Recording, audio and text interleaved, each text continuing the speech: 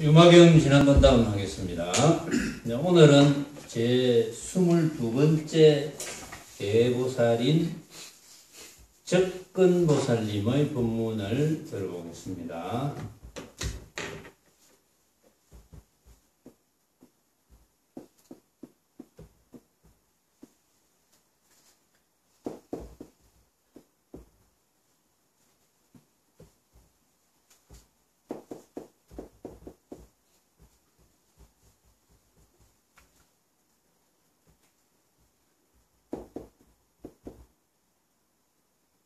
접근보살.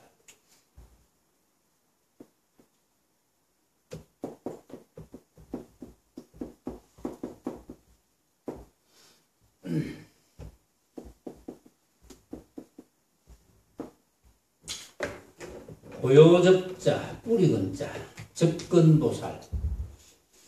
접근보살은 가로시되 부처와 법과 승가가 둘이라 하나. 불, 법, 승. 부처와 법과 승가가 둘이라 하나. 부처가 곧 법이요, 법이 곧 승가인지라. 이 삼보인된, 이걸 삼보로 하죠. 삼보.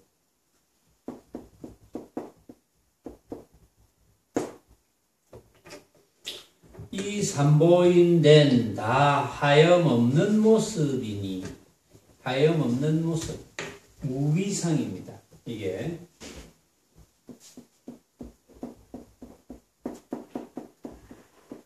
무위상이다. 그래서 허공으로 더불어서 같아. 허공과 같아.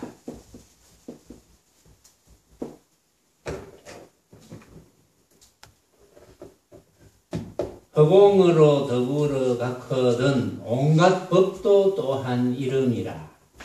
온갖 법도 허공으로 더불어 같아 이 말이죠. 만법. 만법도 허공과 같아.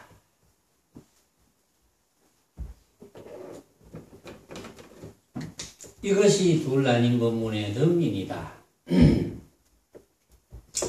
불법성은 뭐 많이 들어봤죠. 일반적으로 부처님의 말씀, 부처님의 행, 뭐 이렇게 간단하게 이야기할 수 있습니다. 불법성. 그러니까 부처님, 이 부처님은 어떤 부처님이겠습니까? 법신을 이야기하겠죠. 부처님의 법신. 법신. 요게 법신이 아니고, 불법신. 부처가 법신이다. 부처는 곧 법신이다. 법신만이 진짜죠. 법신. 법신이 여러분들이 들을 줄 아는 그것, 이 법신입니다. 뭐 이름을 여러 가지로 쓰죠. 법신이라 하기도 하고, 마음이라 하기도 하고, 부처라 하기도 하고, 주인공이라 하기도 하고, 본래 면목이라 하기도 하고, 뭐 이름은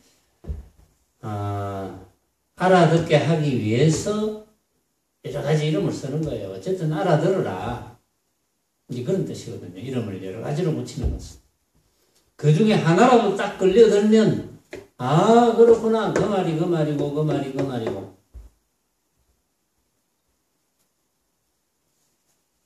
그런데 이제, 법신에 대해서 어떤 지식으로 자꾸 알려고 하면 안 됩니다.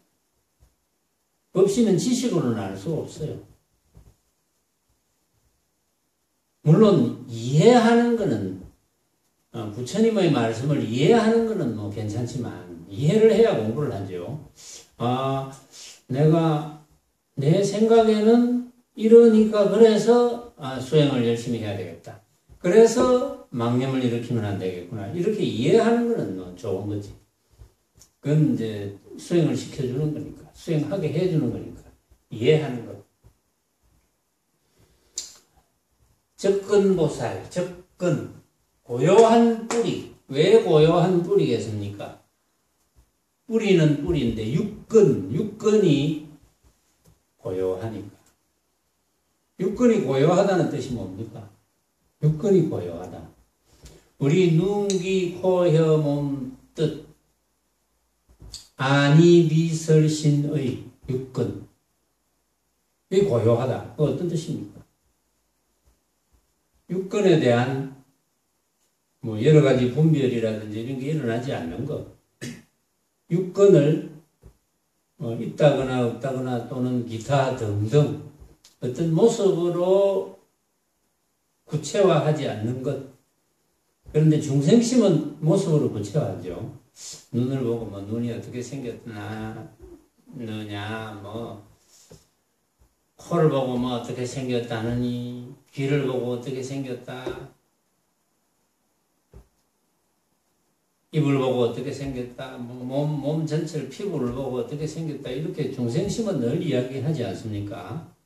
피부가 좋느니 나쁘니 뭐 여러 가지 방법을 보고 잘한다, 뭐 못한다. 중생이 판단하는 것은 중생심은 전부 모습 가지고 판단하기 때문에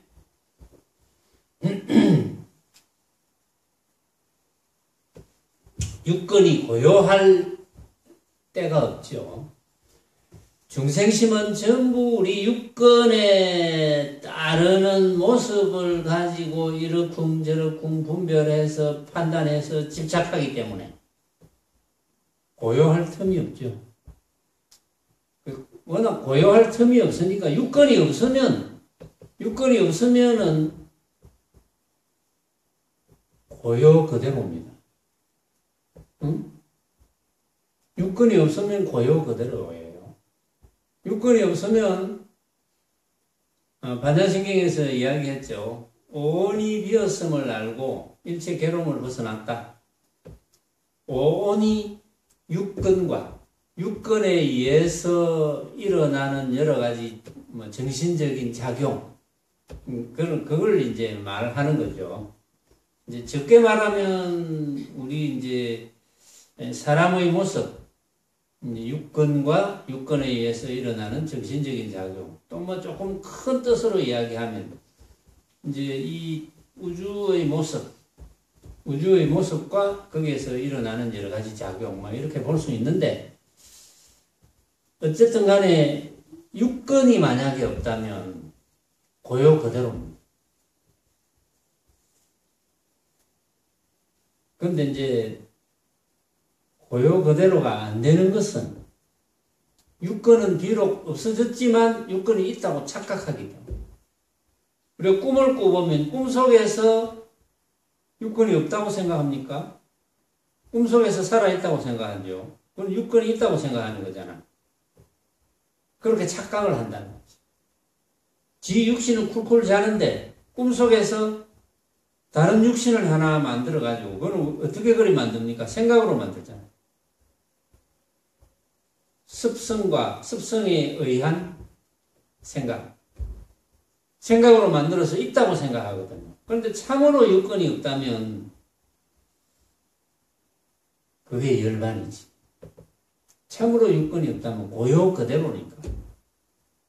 뭐 괴롭고 어쩌고 괴로워 뭐 벗어난다 안 벗어난다 이런 말이 필요 없죠. 왜냐하면은 벗어날 수 있는 대상도 없고 벗어나야 될 주체도 없고 벗어나야 될 대상은 있다면 모습이고 또 벗어나야 되겠다고 생각하는 주체가 모습이 될 테고, 그럴 경우에 뭐 있다 없다 이런 이야기를 할 수가 있는 거지, 그 외에는 고요 그대로입니다. 그래서 접근보살은 육근이 고요하다. 육근이 고요하기 때문에 접근보살이라 한다. 그래, 이 접근보살이 육근이 고요한 보살님이 이제 하시는 말씀이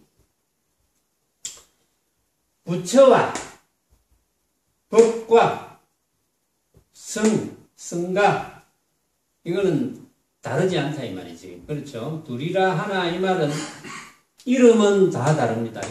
이름은 부처, 불법, 성 다 다릅니다. 근데 다르다고 하지만 이름이 이렇게 다르다고 하지만 부처가 곧 법이요 법이 곧 성가다. 어째서 그렇게 됩니까? 여기 이제 설명을 해놨어요. 부처가 곧 법이요 법이 곧 법, 뭐 여러 가지 분류를 하는데 뭐 이렇게 분류하는 방법이 있는데 가장 알기 쉽게 분류를 하면은 부처는 법신을 의미합니다. 여러분들이 이야기를 들을 줄 아는 그 법신, 그것이 부처고, 법은 부처님 말씀, 그게 법입니다. 불법, 부처님 법, 부처님 말씀. 그러니까 부처님 말씀이니까 다르지 않겠죠. 부처가 곧 법이 되겠죠.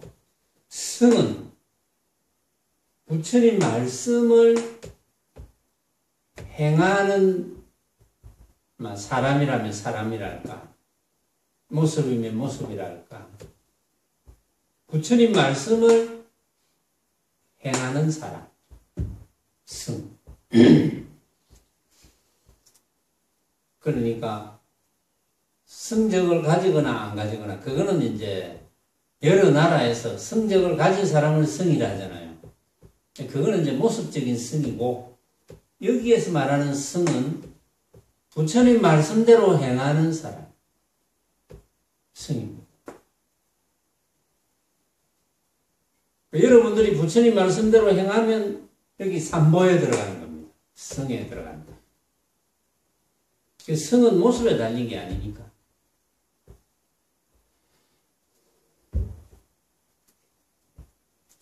그래서 부처가 곧 법이요 법이 곧 성가인지라. 이 삼보인데 여기가 이것이 삼보라 하죠. 보통 삼보. 이 세 가지 보배가 다 하염없는 모습이니 무위상이다. 하염이 있는 모습이면 어떻겠습니까? 만약에 이것이 하염이 있는 모습이라면, 하염이 있는 모습이라면, 유위상이라면 어떻게 되겠습니까? 하염이 있는 모습이라면 부처가 법이고 법이 성이고가 성립이 되겠습니까? 성립이 안 되겠죠. 하염 없는 모습이니까 성립이 되죠. 무위상이니까 성립이 되죠. 하염 없다는 것은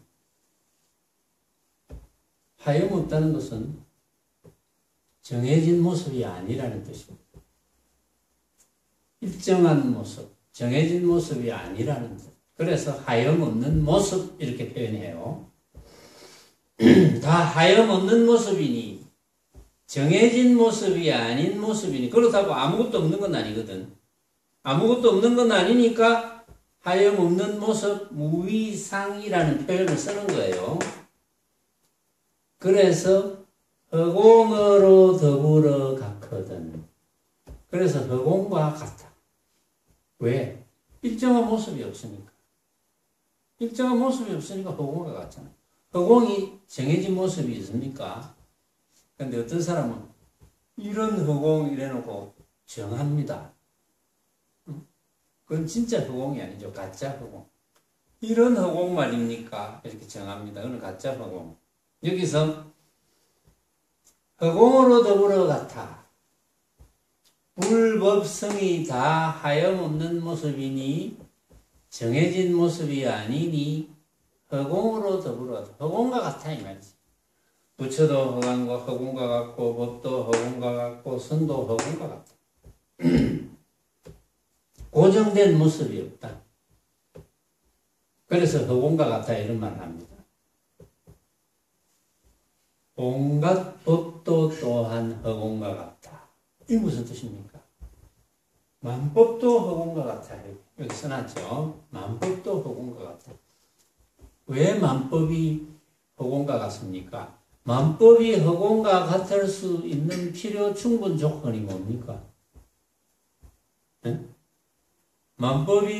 허공이 만법과 같고 만법이 허공과 같을 수 있는 필요 충분 조건이 뭡니까? 필요 충분 조건 너무 어려운 말이가. 가만히 있자. 우리 지금은 거의 의무 교육이 무조건 중학교고, 중학교만 나오면 필요 충분 조건을 다 알거든요. 그런데 조금 이제 육신의 연식이 좀 오래되면 모를 수도 있겠네요. 필요 충분 조건. 여기 계시는 여러분들은 다 알겠지만 유튜브를 통해서 듣는 분 중에는 혹시 모를 수도 있겠네요. 필요 충분 조건. 그럼 그런 어려운 용어 빼고, 만법과 허공이 같을 수 있는 조건은 어떨 때 만법과 허공이 같다고 할 수 있겠습니까? 어떨 때?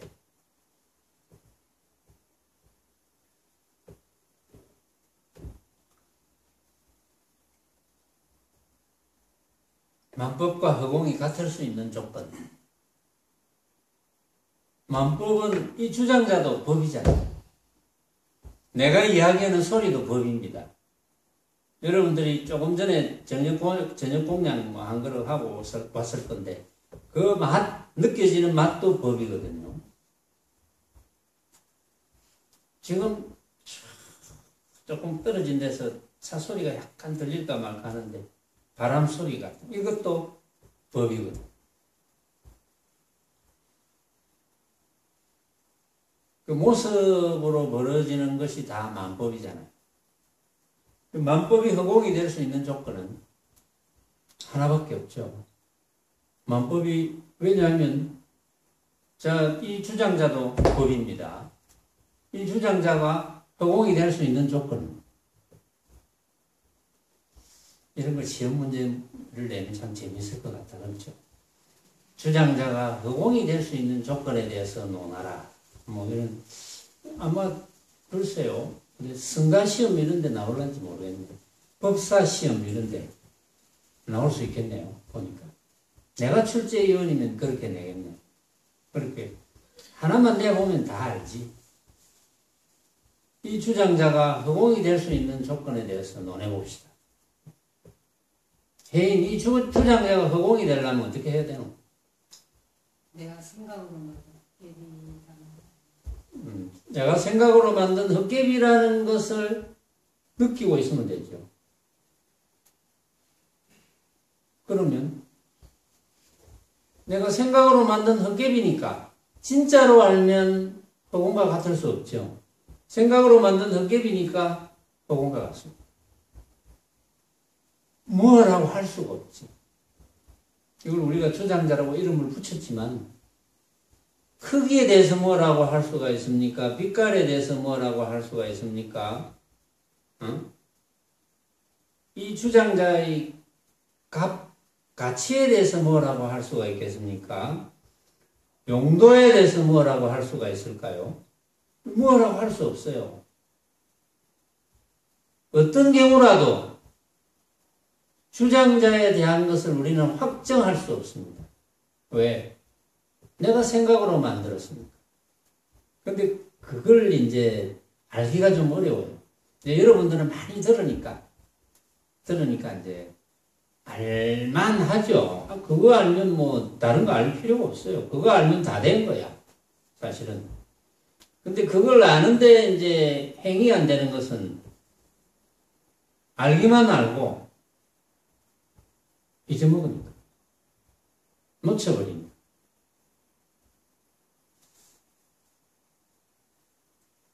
그거는 이제 이해만 하는 거죠. 이해만 하고 놓쳐버려. 그러니까 허공이 안 되는 거죠. 이 주장자가 허공이 된다 또는 만법이 허공이 된다면 만법에 대해서 집착을 안 해야 되는데 허공에 대해서 집착하는 사람이 있습니까? 응? 헛개비에 대해서 집착하는 사람이 있습니까? 헛개비라는 걸 알고 집착하는 사람은 없지. 허공이라는 걸 알고 집착하는 사람은 없지. 그런데 집착하거든요. 돌아서면 집착해. 분명히 말귀도 알아듣는 것 같고 이해도 하는 것 같은데 이해하고 말귀 알아듣고 뭐 대답도 좀 잘하고 하는 것 같은데 돌아서면 행동은 그렇게 안 돼요.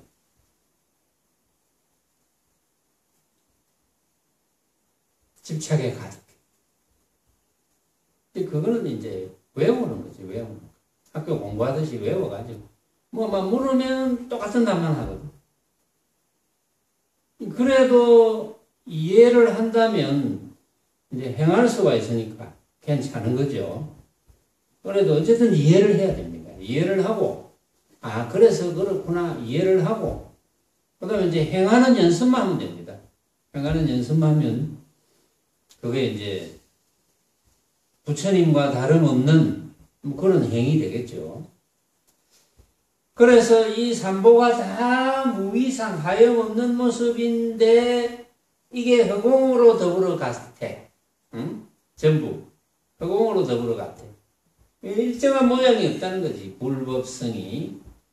온갖 법도 만법도 일정한 모양이 없어요. 그러니까 허공과 같아. 그렇게 알면은 이것이 둘 아닌 법문에 덤이 되는데 왜 그렇게 알면 둘 아닌 법문에 덤이 됩니까? 그렇게 알면 어떠한 모습에도 집착을 안 하게 되니까. 그러면 부처지. 어떠한 모습에도 집착 안 하는데 부처지 그러면. 괴로움은 무슨 모습에라도 집착하는 데서 생기잖아. 이렇게 되면 어쩌나? 이렇게 안 돼야 될 텐데 이렇게 모습에 집착하니까. 그래서 그런 데서 훌쩍 떠나야 되죠. 그래야 이제 적금보살의 말씀을 알아듣습니다. 자, 여기 개송이 하나 있는데 보리수하 효성농이요. 요거는 뭐 적을 필요는 없지만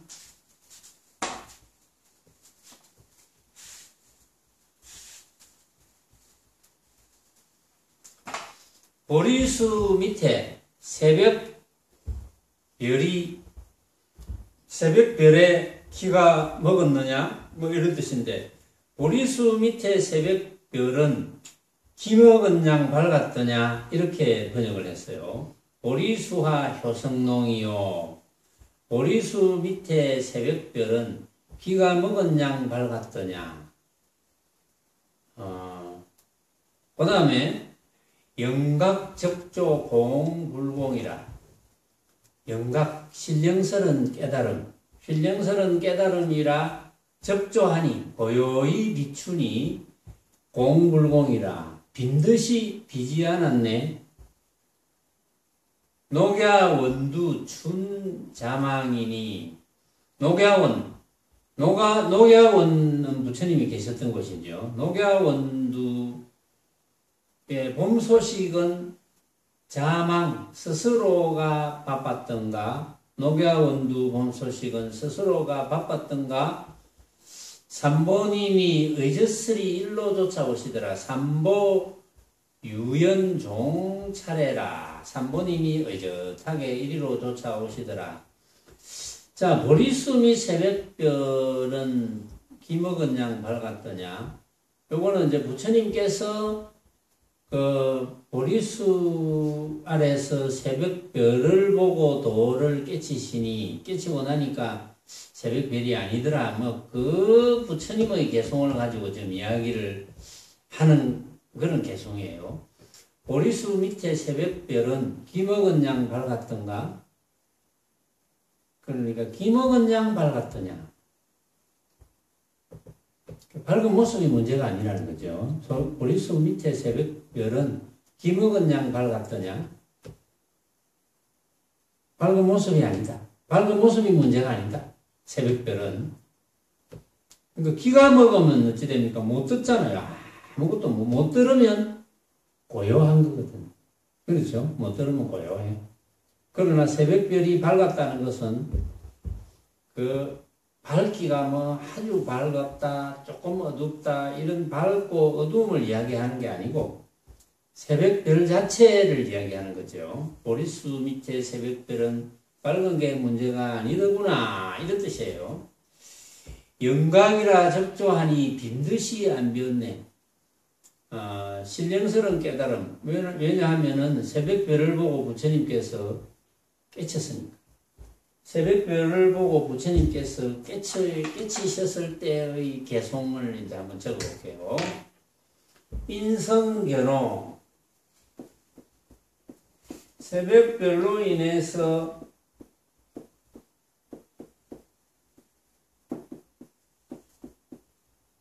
도를 깨치니, 뭐 그렇게 번역하면 되겠어요. 깨달음을 보니 또 이런 뜻인데, 깨치니, 새벽별로 인해서 깨치니, 오는 비성,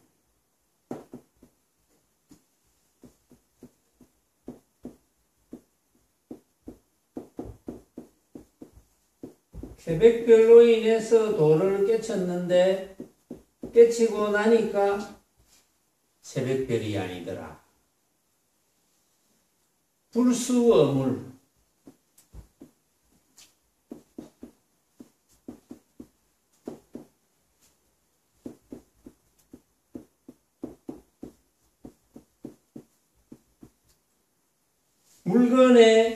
물건에 따르지 않고, 물건에 따르지 않으니 불시무정.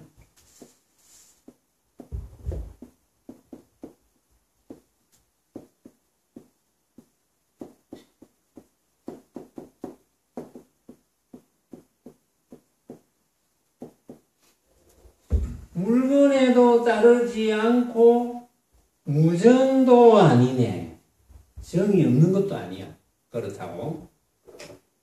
이렇게 부처님께서, 석가모니 부처님께서 이렇게 개송을 지으신 거예요. 이게 지금. 자, 요거는 뭐 조금 이따 이야기하고. 그래서 보리수 밑의 새벽별은 보리수 밑의 새벽별을 보고 깨달았단 말이야. 그러니까 보리수 밑의 새벽별은 기먹은 양 밝았더냐.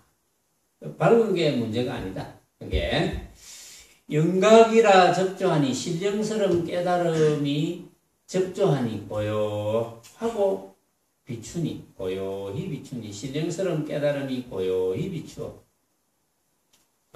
신령스러운 깨달음이 비추기는 비춘다는 거예요. 고요히 비춘다.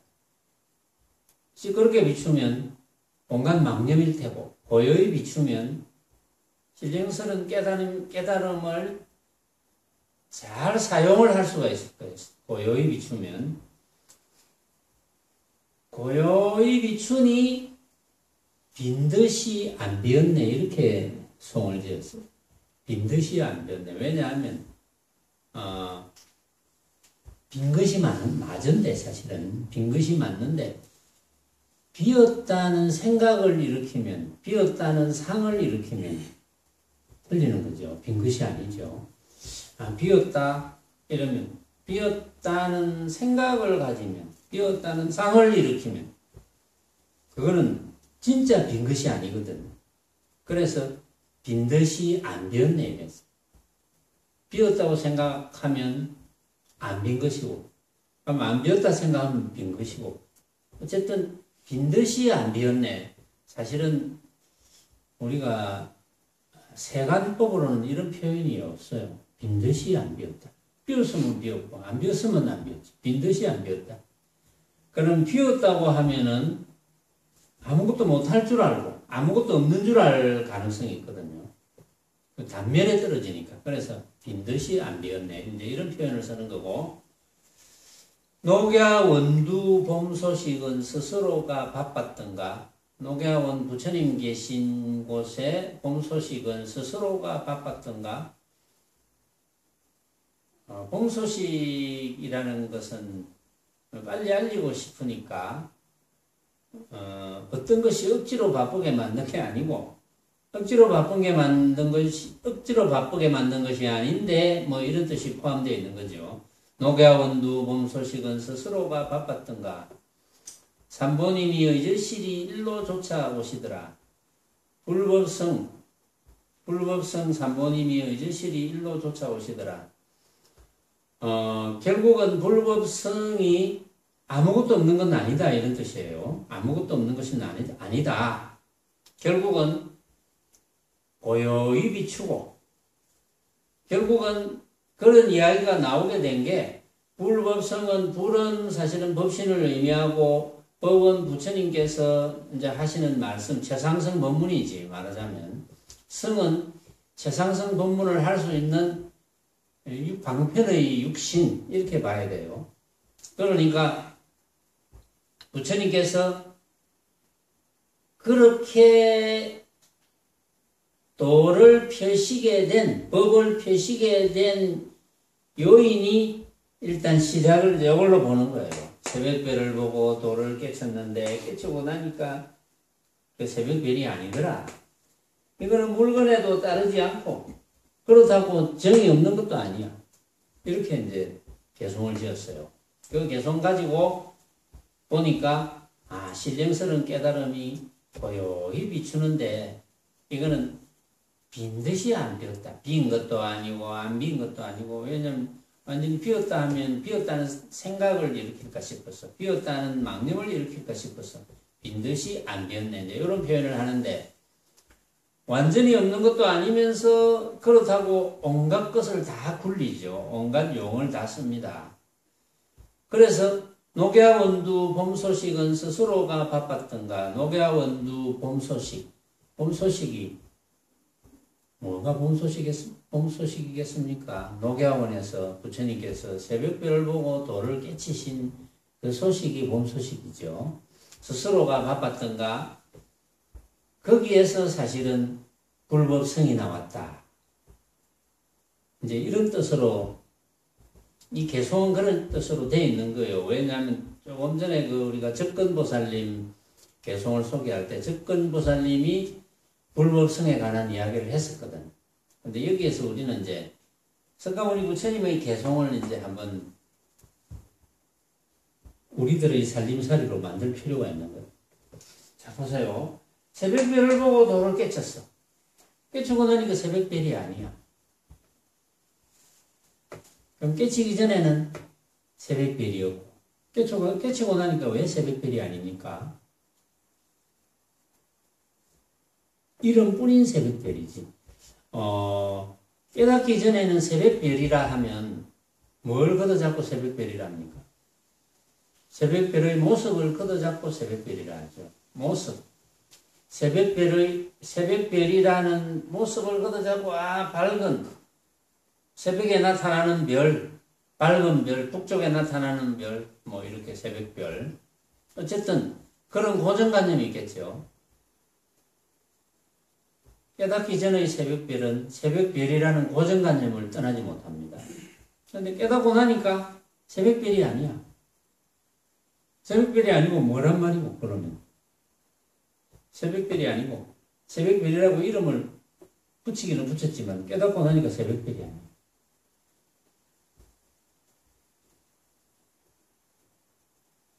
분명히 새벽별을 보고 깨쳤는데, 깨치고 나서 새벽별을 쳐다보고 있으니까 새벽별이 아니야.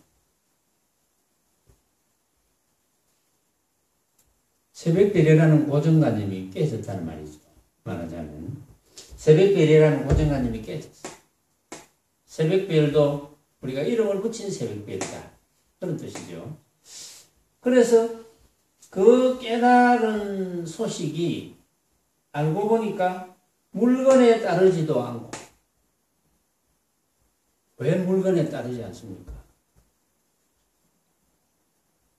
물건에 따른다면 모습이 되겠지. 고정된 모습이 되겠죠. 깨달은 소식이 만약에 물건에 따른다면 그건 고정된 소식이 될 거예요. 그렇다고 아무것도 없는 것은 아니기에 정이 없는 것이 아니다. 무정도 아니다. 왜냐하면 무정이 되어버리면 어떻게 됩니까? 사용할 수가 없죠. 무정이 되면 선화대지가 생겨날 수가 없죠. 그렇다고 산화돼지가 생겨났다고 해서 산화돼지가 생겨난 그 모습이 전부가 아닙니다. 그러니까 물건에 따르지도 않고, 왜냐면 고정된 물건이 아니니까. 그렇다고 아무것도 없는 건 아니야. 그래서 무정도합니다. 이게 부처님의 개성인데, 알아듣는 사람도 알아듣죠. 자, 신무회보살님 말씀 한 번 더 나갑시다.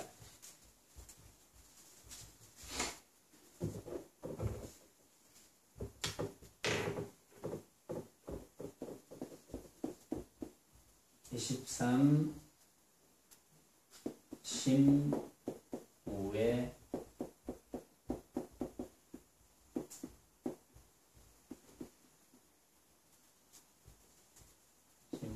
보살. 마음에 걸림이 없는 보살. 신무회 보살. 신무회 보살은 가로시되 몸과 몸 사그라짐이 둘이라 하나 몸이 곧 몸 사그라짐인지라 어떠므로 쓰인 바이냐. 몸의 실다운 모습을 보는 자는 몸을 보는 것과 및 사그라지는 몸 보는 것을 일으키지 않느니 몸은 사그라진 몸으로 더불어서 둘이 없고 판가름이 없음일세 그 가운데 놀라지 않고 두렵지 않음이라사 이것이 둘 아닌 법문의 덤이니이다. 자, 이 신무회 보살은 생사 문제를 그대로 해결한 보살님이죠. 그러니까 신무회 보살은 생사를 둘러보지 않아서 마음에 걸림이 없기 때문에 마음에 걸림이 없는 보살. 생사를 둘러보지 않는다. 생사를 둘러보지 않는다는 것을 이론적으로만 알고 활용이 안 되면 소용이 없죠. 뭐든지 활용이 돼야지. 그렇죠? 아무리 작은 것을 알아도 활용만 되면 됩니다. 활용하는 거니까. 그러니까 만약에 활용이 안 되면 좀 열심히 해야죠. 생사에 있어서 아직도 두렵다면 좀 공부 좀 해야 돼요. 응? 그런 정도 가지고 두렵다면 그거는 공부가 막 저 발바닥인 거죠. 아직까지.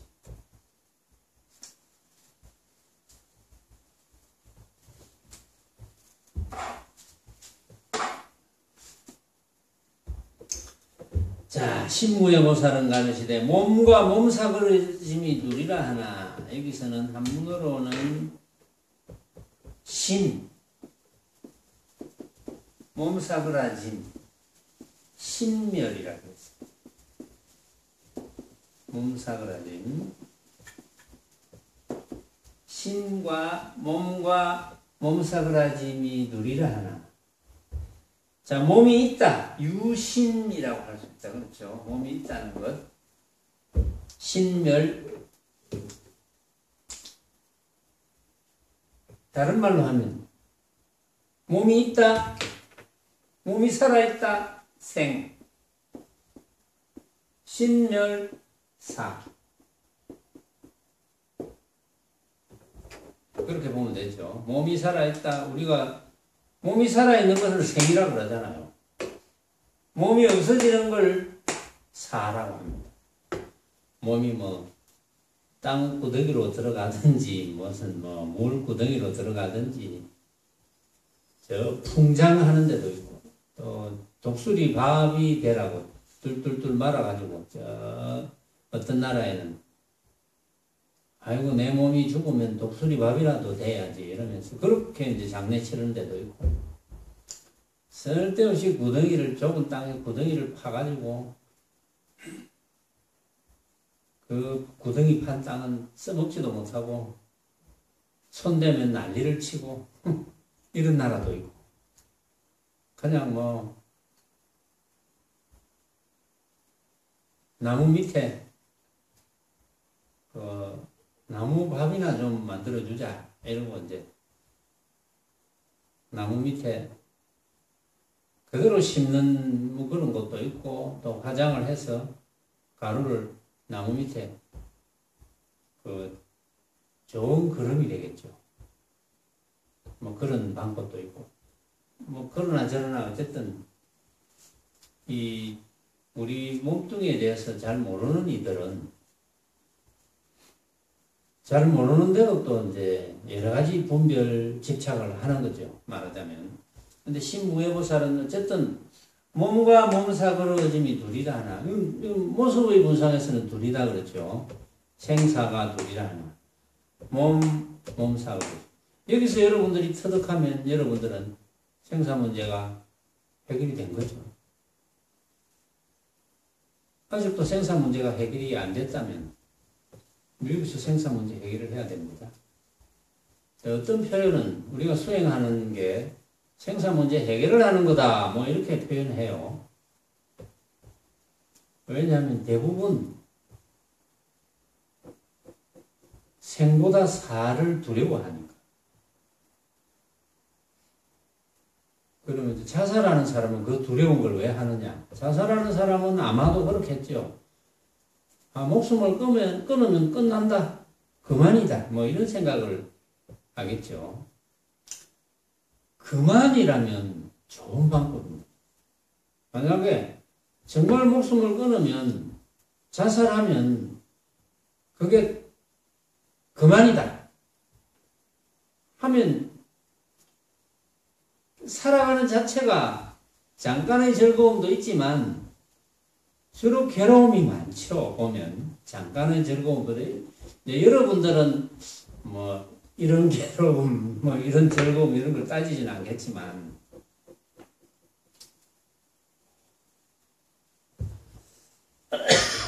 수행하는 사람들은 수행을 잘하는 사람들은 뭐 다 즐겁겠죠. 밥을 굶어도 즐겁고, 뭐 먹을 게 없어서 밥을 굶어도 즐겁고, 몸이 아파도 즐겁고, 뭐 사업을 하다가 망해도 즐겁고,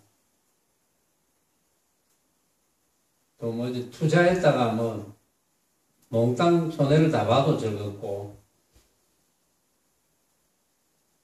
내가 만든 도자기가 막 값이 하나도 없어도 즐겁고, 투자한 돈을 막 몽땅 다 날렸다 그래도 즐겁고, 어쨌든 간에 수행하는 사람들은 그 반대도 즐거우면 그것도 즐거워야 되죠. 그래야 수행 좀 했다 이래 할 수 있지. 그렇게 안 된다면 그건 수행했다고 할 수 없어요. 어디 가서 내 수행 좀 한다 이런 말 할 수도 없어요. 그 정도는 돼야지. 그래도 생사 문제를 좀 해결하려 하는데 그까짓 거 뭐 망하는 문제, 생사 문제를 해결하려는 사람들이 결국 뭐 투자해가 뭐 다 잃었다, 하나도 없어서 굶어 죽게 생겼다, 뭐 그런 걸 걱정을 하겠습니까? 그런 건 생사 문제 해결 못한 사람들이 걱정을 하는 거지. 그러니까 여기서 신무예보살처럼 생사 문제 해결하면 더 해결할 게 없잖아요. 가장 큰 모습을 해결하는 거니까. 그래서 몸과 몸사그라짐이 둘이라 하지만은 몸이 곧 몸사그라집니다. 그래서 여기 몸이 곧 몸사그라짐이라 몸이 곧 몸사그라짐이라 그랬어요. 지금 신무예보살은 몸이 곧 몸사그라짐 같은 걸로 봤습니다. 모습적으로는 반대인데 지금 같아 이렇게 본 거예요. 그럼 같을 수 있는 조건을 알아야 되거든요. 왜 이렇게 같을 수 있느냐? 왜 그렇느냐? 몸의 실다운 모습을 보는 자는 몸의 진짜 모습, 실다운 모습. 실다운 모습이 진짜 모습이잖아요. 몸의 진짜 모습을 진짜 모습, 실다운 모습. 실다운 모습이라면 여러분들이 마음에 잘 와닿지 않으니까 몸의 진짜 모습. 몸의 진짜 모습을 보는 자는 몸을 보는 것과 또 사그라지는 몸을 보는 것을 일으키지 않는다. 몸의 진짜 모습을 보는 자는 몸을 보는 것과 사그라진 몸 보는 것을 일으키지 않는다. 자, 여러분들의 몸 자체를 진짜 모습을 보면 여러분들의 몸도 안 보고 여러분들의 몸이 없어지는 것도 안 본다.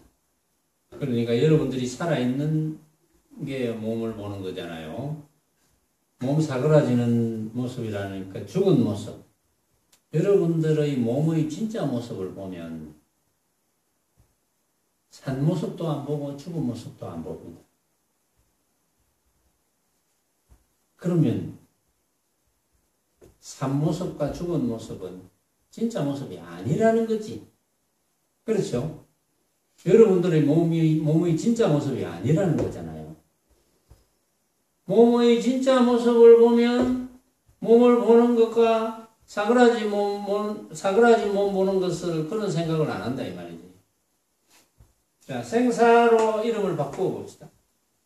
몸의 진짜 모습을 보면 살아있다는 몸, 내 살아있는 몸과 내 죽은 몸 본다는 생각을 안 한다. 살아있는 몸에 대한 생각도 안 하고 죽어있는 몸에 대한 생각도 안 한다. 그럼 내 살아있는 몸, 죽어있는 몸은 몸의 진짜 모습이 아니다 이 말이죠. 반대로 말하면. 그렇죠.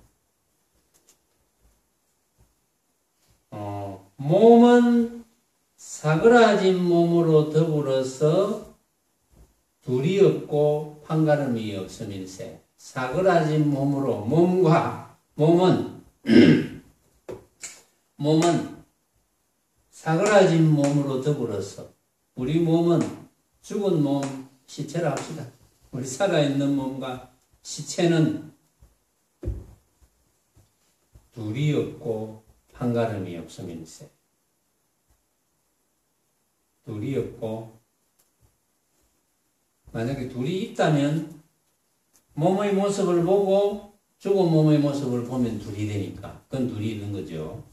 그런데 사그라진 몸 보는 것을 몸의 진짜 모습을 보면 사그라지는 몸도 안 보고 또 몸도 안 보고 사그라진 몸 보는 것도 아니고 내 살아있는 몸도 안 보고 내 죽은 몸도 안 보고 중요한 건 몸의 진짜 모습을 보는 게 중요하다 이 말이에요. 몸의 진짜 모습을 보기만 하면 된다. 몸의 진짜 모습을. 그러면 내 살아있는 몸도 안 보고 죽은 몸도 안 보기 때문에 내 살아있는 몸은 죽은 몸과 더불어서 둘이 없고 둘이 아니고 이 말입니다. 둘이 아니기 때문에 분별이 없어. 이거는 살아있는 몸은 좋고 죽은 몸은 나쁘고 이런 분별이 없어. 그런 가운데서 놀라지도 않고 두렵지도 않아야 이것이 둘나뉜 법문의 덤민이다. 그럼 여기서 핵심은 뭡니까? 몸의 진짜 모습을 보는 자가 되어야 된다. 이 말이죠. 몸의 진짜 모습을 보는 자. 몸의 진짜 모습만 보면 됩니다. 우리 몸의 진짜 모습이 어떤 몸입니까? 응? 당연무사. 몸의 진짜 모습이 어떤 몸입니까? 정해져 있지 않습니다. 진짜 모습은 정해져 있지 않는 모습인가? 아닙니다.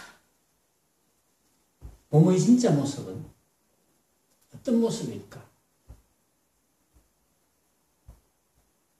근데 내가 질문을 조금 요상하게 하면 이제 말려들거든요, 여러분들이.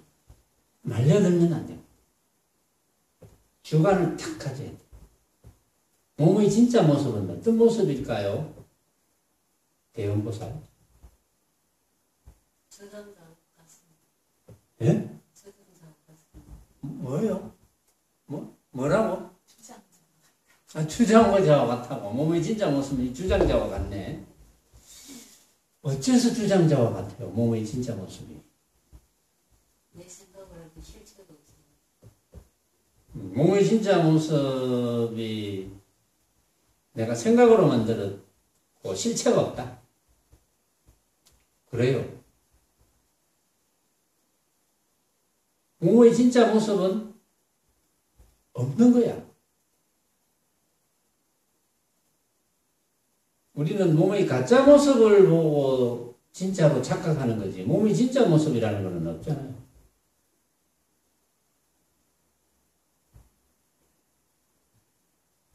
몸의 진짜 모습이 없는데 몸이 있다는 모습을 우리가 어떻게 볼 것이며 몸이 없어졌다고 죽은 모습을 어떻게 진짜라고 할 것인가. 몸의 진짜 모습도 없는데 그러니까 몸의 진짜 모습을 보는 자는 몸이 살아있는 모습이 진짜라거나 죽은 모습이 진짜라거나 이런 생각을 할 리가 없죠.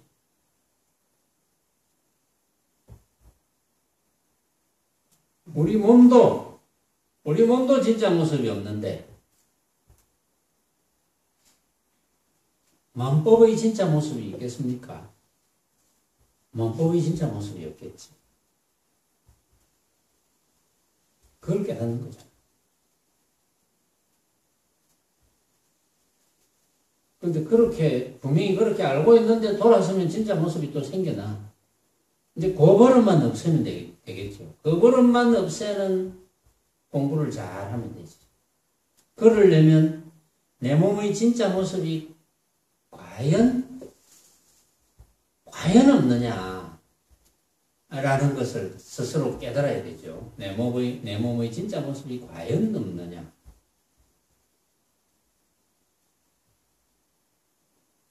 우리가 몸이라 하는 것은 알고 보면 생각으로 다 만든 거니까, 내가. 이게 내 몸인가? 내가 생각으로 만들었습니까? 또 몸인가? 또 생각으로 만들었습니까? 한 번도 생각이 같을 수도 없고, 같을 수도 없으니까 우리는 한 번도 진짜 우리의 몸 모습을 볼 수가 없는 거죠. 우리의 진짜 몸 모습을 한 번도 볼 수 없는데 죽은 몸 모습이 진짜겠습니까? 아니겠죠. 그걸 얼마나 철저히 깨닫느냐 깨닫지 않느냐. 그걸 깨달으면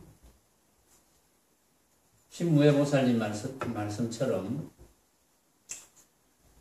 몸을 보는 것. 이게 내 몸이 있는 몸이구나. 또는 내가 죽는 몸이구나. 이런 생각을 안 한다 이 말이지. 그렇기 때문에 살았다고 생각하는 몸과 죽었다고 생각하는 몸은 둘이 아니야. 둘이 아니니까 거기서 분별이 생기겠습니까? 살았다는 몸은 좋고 죽었다는 몸은 안 좋다. 이런 분별이 생기겠습니까? 분별이 안 생기니까 집착이 안 생기겠죠. 집착이 안 생기니까 그 가운데서 놀랄 것도 없고 두려워할 것도 없고 그렇죠. 그렇게 돼야 된다 이런 뜻입니다. 오늘은 여기까지 하겠습니다.